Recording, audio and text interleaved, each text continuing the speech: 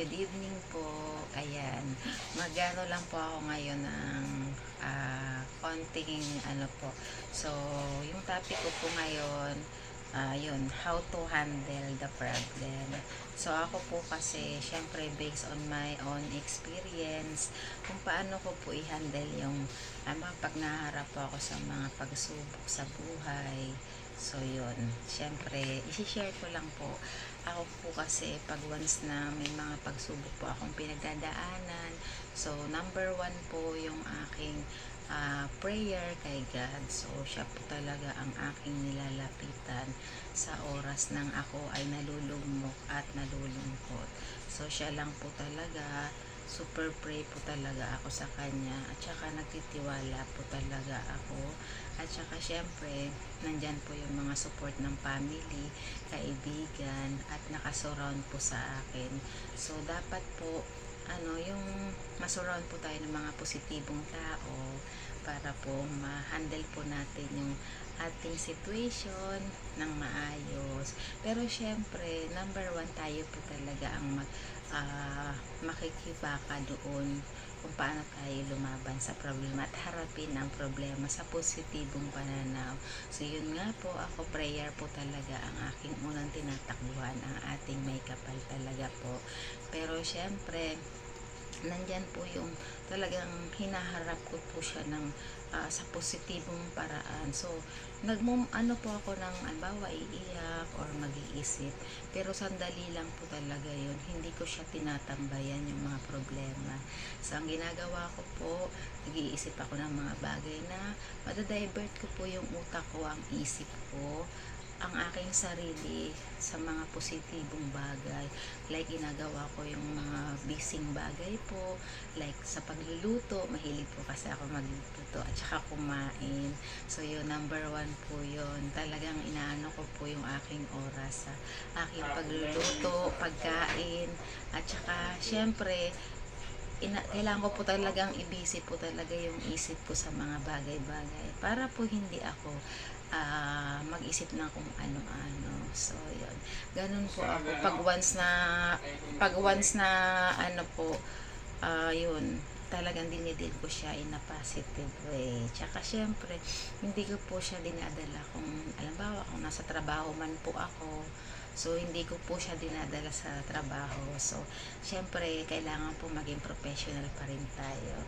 At syempre, kung may problema man po tayo, dapat dalahin po natin ng sa positibong paraan. Kasi syempre, ang mga like nakakasalubong po natin, yung mga nakakasalamuha, syempre, ah, kailangan makapagdulot po tayo ng saya palagi sa ating kapwa, nakasurround po sa atin, sa ating pamilya, at kanino man. At syempre, dapat maging blessing po tayo para sa iba. Kaya ako po, ang ginagawa ko, hindi ko talaga siya tinatambayan. So, ano ko po siya, hinahandle ko siya in a nice way po. Kaya dapat lagi po akong busy sa mga bagay-bagay para po hindi ako mag-isip ng kung ano-ano. So, dapat po maging produktibo po talaga yung araw para po, syempre, kapaki-pakinabang. So, yun.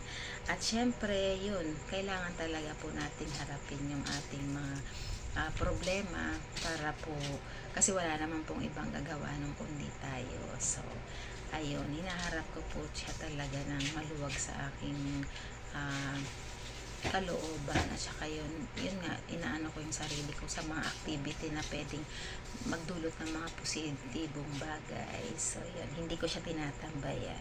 At syempre, yun nga, syempre, pag may problema tayo, into process talaga. So, hindi natin pwedeng mabilis yung mawala talaga. So, dapat talaga gagawa tayo ng paraan kung paano ma-solve. And then, yun nga, hindi ka agad-agad talaga. So, proseso po talaga ang lahat ng bagay. So, dapat talaga i-handle natin ng maayos ang ating mga problema. At syempre, laging ano po tayo, lagi mo lang itatanim sa ako, gaya ko tinatanim sa isipan ko. So, kaya ko to. Nandyan ang Diyos, nandyan ang family ko, nandyan yung mga taong nagmamahal sa akin. So, syempre, at lagi kong sinasabi sa sarili ko na kaya ko nga nung una, so makakaya ko rin ngayon. Walang hindi kakayanin. Basta po, positibo lang po talaga tayong humarap sa mga pagsubok na dumadating dahil normal naman po talaga na may mga pagsubok na dumadating sa ating mga buhay dahil syempre habang nabubuhay tayo, so kasama po talaga yan. So nasa atin na lang po kung paano po natin harapin ang mga pagsubok na dumadating sa ating buhay. Basta syempre lagi lang po tayong kakapit sa may kapal at syempre tiwala po sa sarili na kaya po natin ang mga bagay-bagay na malagpasan dahil tayo ay sadyang hindi sa atin ipagkakaloob ng Panginoon ang mga problema nang hindi natin nakakaya. So lahat po yan kaya natin. Basta harapin lang po natin ng bukal sa puso.